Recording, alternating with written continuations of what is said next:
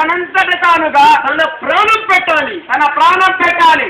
అలా ఆయన తనకు తానుగా బలియాగం చేయాలి.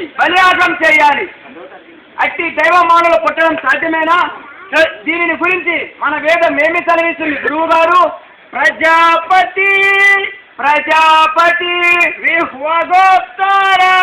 విహ్వగోప్తారం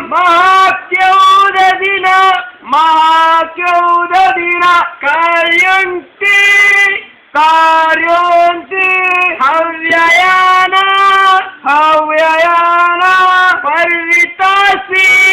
పర్వితాసీన్ అవతరించబో శిశువు కన్యక గర్భమందు పశువుల శాలలో జన్మించును.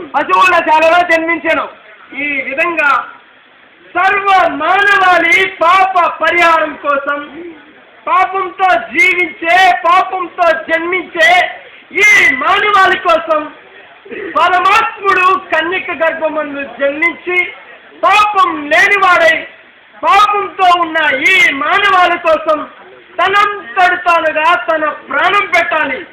ఇలా జరుగుతుందని వేదం సెలవిస్తుంది. గురువయ్యా, ఈ సంగతులు ఎప్పుడు జరుగును? కాలం సంపూర్ణమైనప్పుడు ఈ సంగతులు నెరవేరును అని వ్రాయబడి ఉంది.